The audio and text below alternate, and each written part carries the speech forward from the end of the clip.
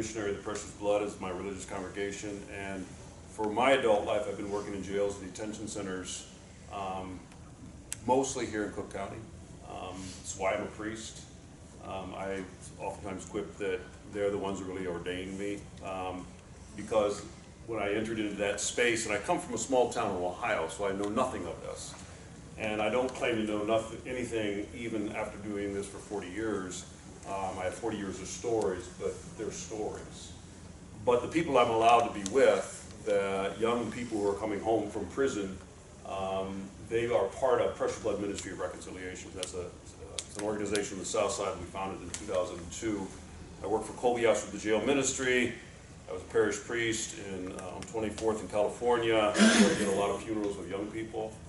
And a lot of times in those kinds of communities, you know both the person impacted by the harm and the one who did the harm.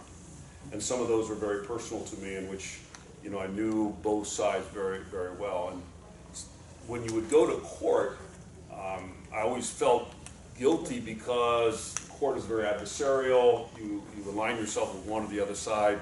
And when you know both the one who was harmed and the one who did the harm, you find yourself in a real quandary. So in 2002, we started Precious Blood Ministry of Reconciliation, which is a community-led, community-based organization that strives to create a space in the community where young people and families who have been impacted by violence and incarceration can come together. And that the attention is on healing and reconciliation. The thing about our system, the criminal justice system, is that it furthers the harm and furthers the separation. I work a lot with families who have lost children to homicide, and one of the things they oftentimes say, of course they're angry at the person who did the harm, but they're almost always then angry at the system that excluded them and set them aside and called them when needed. But other than that, they were not involved at all. And they're the ones impacted most by whatever the harm might have happened. And so for us, we embrace a restorative justice philosophy, and that you address the harm and you seek to heal or repair the harm that was done. And you hold all of us accountable, the person who did the harm, but also the community, that we're all part of that kind of healing. We're all part of that restoring. There was a case in which, when we work with the courts, we try to work to have an alternative to the punitive system, to really ask, push, find ways in which we can reclaim our young people and say, let us hold them accountable in their own community with people that care about them.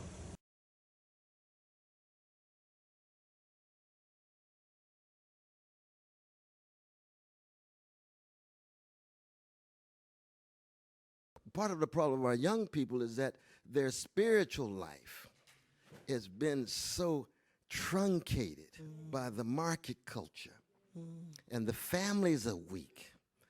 I grew up in the ghetto. It was a community. Donny Hathaway sang about the love in it. Many of them grew up in the hood. That's not a sight of a lot of overwhelming love.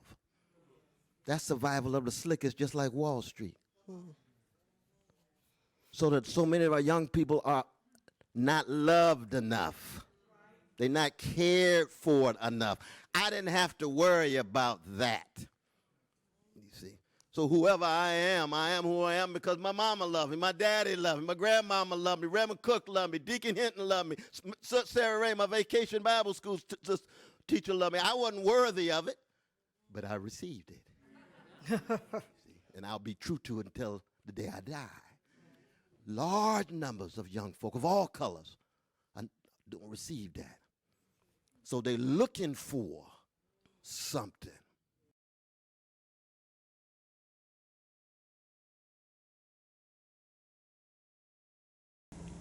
A lot of the young people that work at Precious Blood Ministry of Reconciliation grew up in the neighborhood. One of the values we have is hyper-local, is which you hire from the community. And they're the credible messengers. And so you have black and brown young people, some who have spent years in prison, who are now the ones that are doing the work, the ones that are really trying to have an impact on the younger population, the younger people. And it's an amazing thing to see. I've got 4 people that I work with at Precious Blood, 5, who have all done over 20 years in prison and are now home and now working to really change the narrative as credible messengers. So for me, where I've spent my life is to try to create within our community means in which people can experience reconciliation and some sort of healing, rather than further separation, further hurt and harm that so often happens in our criminal justice system. Dave, thank you very much. I wanted to ask you a question. Okay. Are you the agency that sounds like yours that I've heard about, but I did not know about is Homeboy Industries in LA. Are you similar to them somewhat? A lot of what we do is very similar to their work. I'd say one of the larger differences is that Homeboy Industries is a huge organization in LA. Yeah, but it started small. Yeah, it started the Lord's Mission, but now it is the service provider for this population of young people in LA. What we've done is in smaller organizations, we've linked together, so there are 7 or 8 what we call restorative justice hubs in the city. We share a database, we have a training academy together, and so ourselves are in back of the yards, Inglewood, but then there's Austin, Humboldt Park, North Lawndale, those kinds of spaces. And so the young people don't have to travel to come to a space where they can feel somebody has their best interest at heart. So that's one of the differences, I would say. So we're a 501c3, we're an independent non-for-profit, and so are the rest of them. But we link together in a real restorative collaboration that's not based on money, it's based on working together. Because the thing is that most communities are looked upon as part of the problem. And we really believe that communities are part of the solution. And so if we can band together, if we can come together, then the community voice has a place at the table. Because the way it operates is systems have the money, and they tell communities, we're going to give you a little bit of money to do this. And we're trying to change that a little bit and say the community knows what they need, and we seek the support of one another in order to make those changes happen. And that's got a possibility of being something that can be sustained, that can really be embedded in the community, and whether there's money or not, then that community is starting to take ownership of the issues within that own community. Thanks, Dave. Sure. That's great. I have a question, Dave. Could you give an example or two of the kinds of outcomes, the kinds of experiences that people have? Yeah. I mean, I had a case in which the case was referred to us rather than court, and it's a young man who burglarized a home. And so we typically would just get a fax with the information, and so I went to visit with a colleague of mine, the young man who is now out. He had been locked up. He's home on home electronic monitoring, which is something that's growing in our city as well. And to ask him as to whether or not he wanted to participate in restorative justice, what we call peacemaking circles. Mother said he did. But he did too, and I said that he would be sitting in space with the person whose home he burglarized, and he wanted to do that, and I said, what would you say to him? And he said, I just want to tell him I'm sorry. I said, all right. So then I did the same thing with the person whose home was burglarized to see if he wanted to be a part of something in which he would be in direct contact with the person who burglarized his home, and he said he was. This person was a police officer.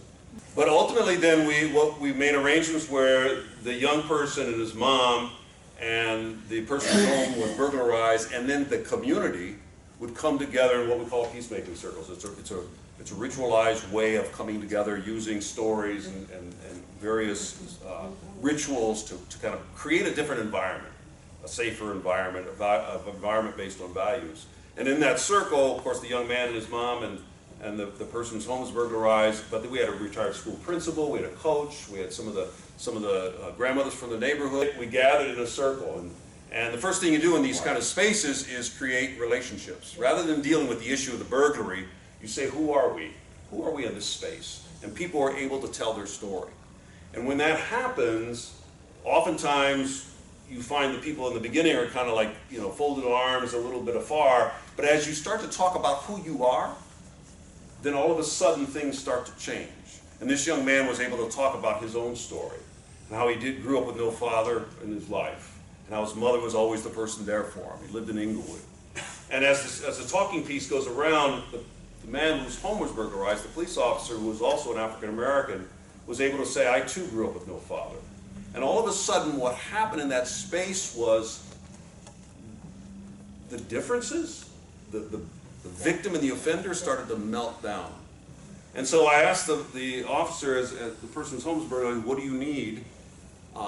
And he said, I really don't need anything, he said, because I have what I needed. This kid apologized every time the talking piece came around to him. He also talked about basketball, how he loved to play basketball, but he'd been expelled from school and he no longer could play.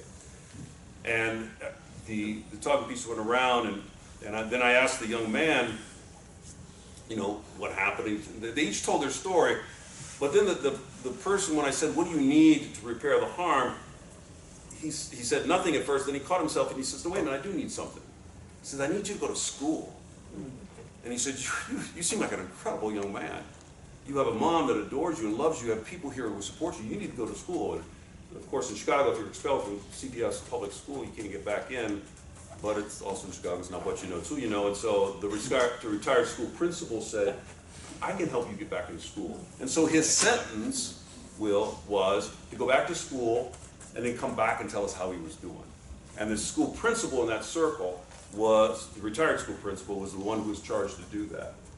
So we finished the circle, we got up, and the police officer went over to this young man, Devante, and gave him his card. And he said, you know, kid, I'm not just a cop, I'm also a coach. Let's go hoop it together. Oh. And so that officer, that person who's almost burglarized, became the mentor of Devante. So I say all that because that's what kind of things can happen in those kinds of settings. When you don't deal with an issue, you deal with relationships. And so crime is a violation of relationships. And so you work to repair those relationships rather than claim a code of law that was broken and then, you know, harming somebody in order to try to make that right. Right. Beautiful, beautiful. Thanks, Dave.